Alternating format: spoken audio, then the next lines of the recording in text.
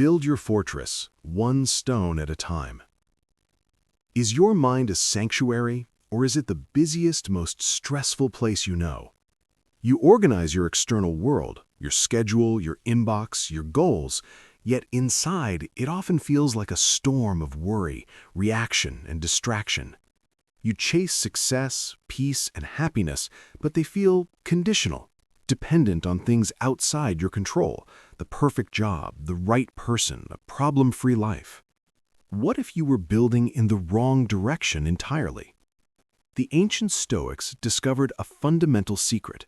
Lasting power and peace are not built by perfecting the world around you. They're forged by building an unshakable inner citadel that remains standing no matter what the world does. This is a practical guide to that construction project. We're not talking about positive thinking or mere motivation. We're talking about 10 timeless, actionable rules, a mental operating system that train you to master your attention, command your perceptions, and act from a core of unshakable virtue. This is how you turn your mind from a source of chaos into your greatest asset. If this is the clarity and calm you've been seeking, please subscribe, like, and comment below with which rule you think you need to work on first. Sharing your starting point helps build a community, and your engagement ensures these vital tools reach others who are tired of being at the mercy of their own thoughts. Now, let's lay the first stone. Rule 1. Your mind is your kingdom. Guard the gates. Think of your attention as the throne room of your inner fortress. Nothing gets an audience with you, your peace, your focus, your purpose, without passing your conscious permission. Not an insult hurled your way, not a colleague's panic, not the endless scroll of bad news. Most of us live with the gates wide open, letting any passing thought or emotion march in and take up residence. We then wonder why we feel so occupied, so chaotic. Marcus Aurelius, who ruled the Roman Empire, had more demands on his attention than any of us ever will. His personal reminder was simple and severe. The things you think about determine the quality of your mind. Your first and critical duty each day is to be the sovereign guard at the gate of your own thoughts. This is not about building a prison for your mind, but about becoming a vigilant curator. Before a thought or an external impression enters, pause. Ask it 3 questions. Is this useful for my purpose? Is this objectively true or just a feeling? Is this mine to carry or is it someone else's baggage on picking up? If it fails any of these tests, you do not let it pass. You acknowledge its presence. There's a thought about failure, and you consciously choose not to entertain it. This single act of selection is the foundation of all inner strength. When you stop letting the outside world graffiti the walls of your mind, you reclaim the pen. You start drafting the narrative of your life from a place of choice, not chaos. Your kingdom becomes orderly, and from that order, clear action can finally flow. Rule 2. See things as they are, not as you fear they might be. Our deepest suffering rarely comes from the events themselves. It comes from the terrifying movies our imagination produces about them. A single critical email from a boss isn't just an email. It's the opening scene of a film where you lose your job, your home, and your dignity. A twinge of pain isn't just a sensation. It's the first chapter of a story about debilitating illness. We live in the horror stories we write for ourselves, and we pay the emotional price as if they were real. This is the mind-building monsters in the fog of the future. The Stoic remedy is to shine the harsh, clear light of facts onto the situation. Strip away the narrative, the projection, the what-ifs. See the event bare and simple. As Seneca wrote, we are often more frightened than hurt, and we suffer more from imagination than from reality. When you feel that familiar clutch of anxiety in your chest, stop. Do not follow the thought. Instead, describe the facts to yourself in the plainest, most clinical language possible. My boss sent an email with critical feedback on my report. That is all that has happened. By confining your view to what is actually verifiably true in this moment, you step out of the quicksand of fantasy and onto the solid ground of reality. The monster in the fog shrinks back to its true size, often a manageable, simple problem. This clear space is not a state of denial, it is the necessary calm from which intelligent, effective action can be taken. You cannot solve a problem that doesn't exist yet.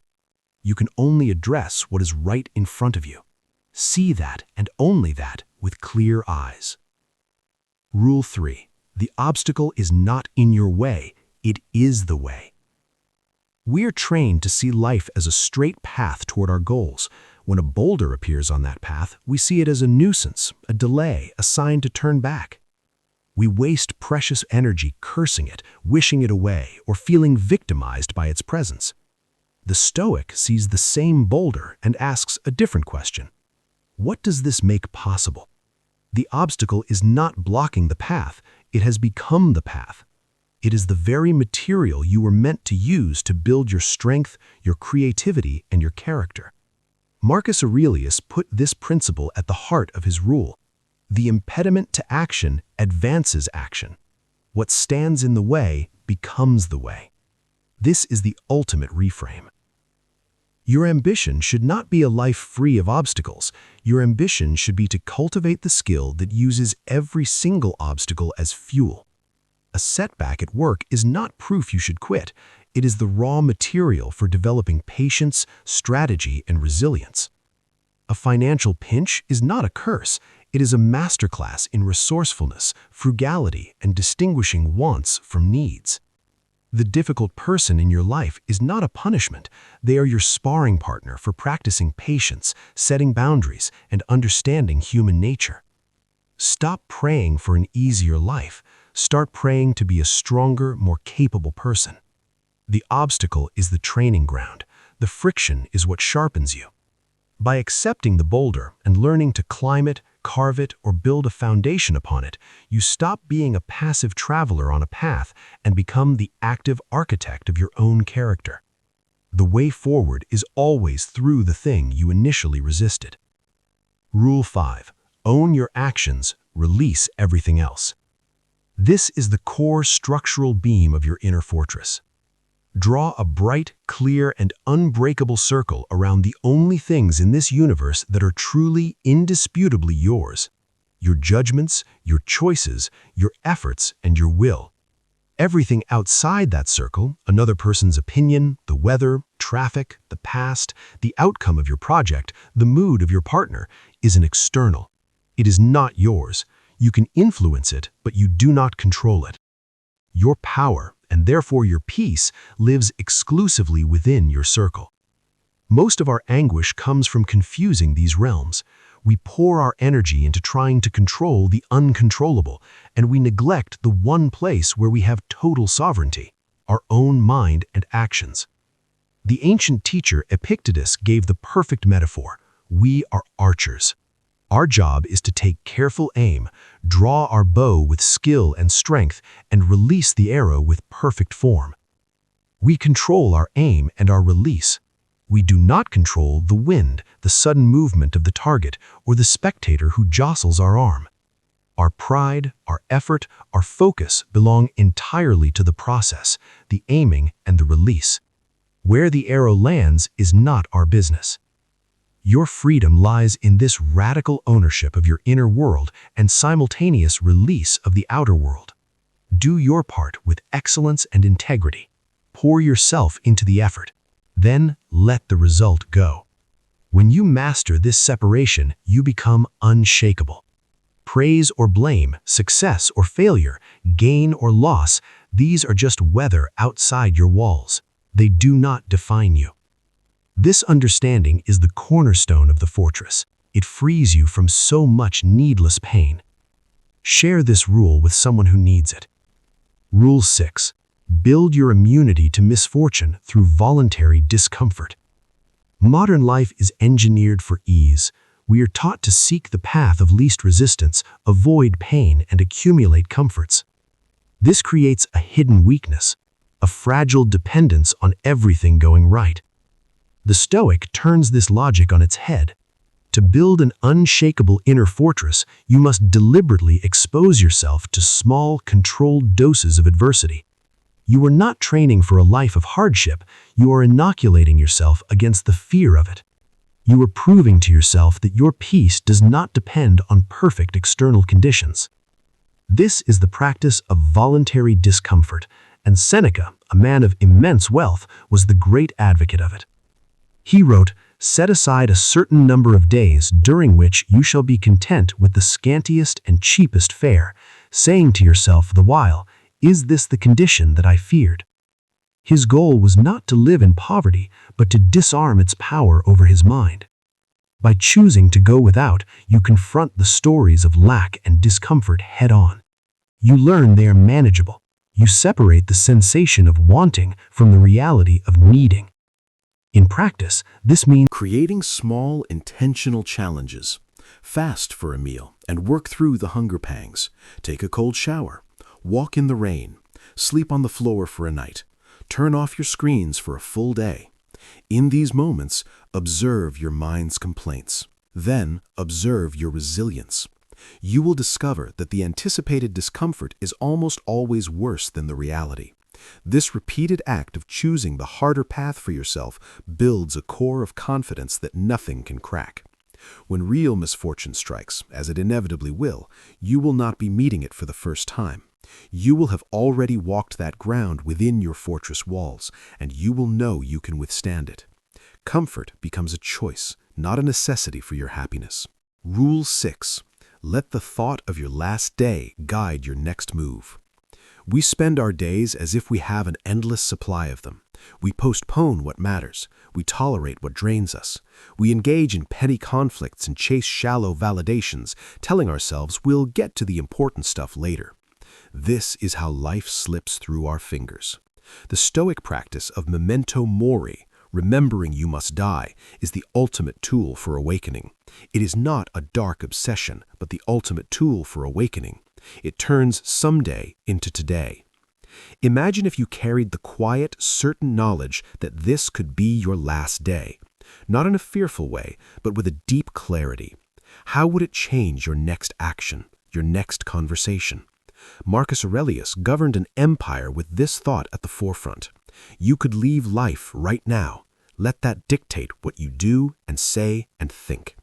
This is the lens that brings everything into focus. It instantly makes you a ruthless editor of your own life. That simmering grudge, you wouldn't waste your final hours on it. The meaningful work you've been putting off, you'd start it now.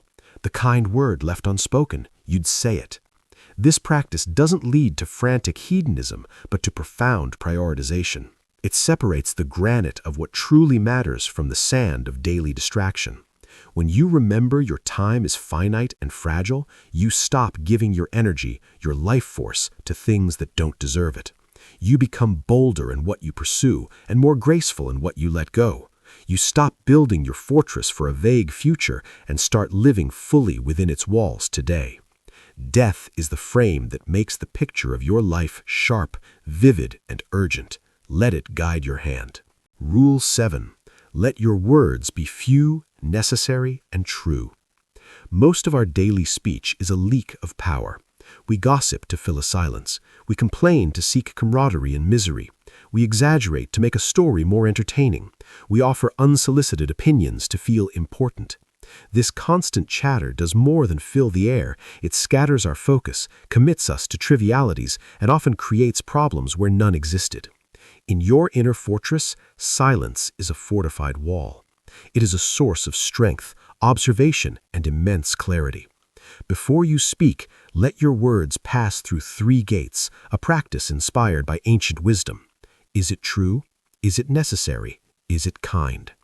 If a statement fails at any gate, hold your peace. This isn't about never speaking. It's about ensuring that when you do, your words carry weight and integrity. Seneca warned of the danger of careless speech. A word once let slip flies beyond recall. When you commit to this discipline, you reclaim the energy wasted on noise. You become a keen listener, absorbing information and understanding context before you act. Your silence becomes a space where you can think, rather than just react. Your fortress gains a moat of intentional silence, keeping out the frivolous and the toxic. This kind of disciplined practice changes everything. If you're finding value in building this discipline with me, help others find this path. Share this. Rule 8. Your peace is the final say. Never negotiate with reality. A fundamental cause of our suffering is our silent, constant argument with what is. It rains on the day of our picnic, and we spend the day fuming at the clouds. A project fails, and we exhaust ourselves ruminating on how it shouldn't have happened. We treat reality like a stubborn negotiator, believing if we protest loudly enough, it will change the terms. This is a catastrophic waste of your spirit. The rain does not care about your plans. The failed project is already in the past. Arguing with these facts is like trying to teach a rock to fly, a futile effort that only leaves you tired and bruised. True power lies in a radical, clear-eyed acceptance of the current facts. This is not passivity or resignation. It is the essential first step of any effective strategy. As Marcus Aurelius instructed himself, accept the things to which fate binds you, and love the people with whom fate brings you together, but do so with all your heart. Acceptance is not saying this is good, it is saying this is. Now, what can I do from here? You cannot build a new plan on the foundation of a reality you refuse to acknowledge. When you stop negotiating with what is, you reclaim all the energy you were spending on denial and protest. That energy is now free for your response. The rain becomes a reason for a cozy indoor gathering. The failed project becomes a source of crucial data for the next attempt. Your peace is no longer held hostage by events outside your control. It becomes the unwavering ground from which you operate, the final say in how you experience your life. The fortress stands firm not because the weather is always fair, but because its foundation accepts the storm without complaint and is built to withstand it. Rule 9. Suspend your judgment and seek to understand. We walk through the world with a gavel in hand, constantly judging. He is rude, she is incompetent, they are selfish. This automatic habit is a poison we mix for ourselves and then drink. Every quick judgment is a story we tell that elevates us while placing a burden of resentment or irritation on our own shoulders. It creates internal enemies where there are only fellow humans acting from their own pain, ignorance, or limited perspective. To fortify your mind, you must learn to lay the gavel down. This doesn't mean excusing harmful behavior or becoming a doormat. It means protecting your own peace by refusing to be personally scorched by every action you dislike. As Seneca advised, we are all bad men living among bad men, and only one thing can calm us. We must agree to go easy on one another. When someone acts poorly, pause the narrative. Replace "this person is terrible" with "this person is acting from a place I do not understand." Perhaps they are afraid. Perhaps they were never taught better. Perhaps they are in pain. This shift is a superpower of perspective. It allows you to respond from a place of clarity, not reactivity. You can set a firm boundary without needing to hate the person on the other side of it. You can walk away from a foolish argument without feeling the need to declare the other person a fool. By suspending judgment, you free up immense mental energy previously spent on condemnation and gossip. That energy is now redirected inward to fortify your own understanding and patience. Your fortress becomes a place of observation, not condemnation, making you wiser and far less easily disturbed. Rule 10. The daily effort is the entire reward. We are conditioned to live for the finish line. We believe happiness awaits us in the future. When I get the promotion, then I'll be successful. When I find the right partner, then I'll be complete. When I finish this project, then I'll be at peace. This is the great trap of dissatisfaction. It postpones your life and places your worth in the hands of an outcome you do not fully control. The Stoic finds the reward not at the end of the road, but in the quality of each step. The work itself, the process of becoming, is the entire point. Your focus must shift from the distant, uncertain peak to the ground beneath your feet today. Take pride not in the trophy, but in the discipline of the daily training. Find satisfaction not in the published book, but in the integrity of the writing session you just completed. The person you become by consistently showing up, doing the work with focus, and acting with integrity, that is the real prize. The outcome is merely a byproduct. When you fall in love with the process, you become unstoppable. External validation and results lose their power to define you. Your sense of worth is built brick by daily brick within your own walls. A setback is just a chance to practice perseverance. A quiet day is a chance to practice discipline. There is no waiting, only building. The fortress is not a destination you arrive at.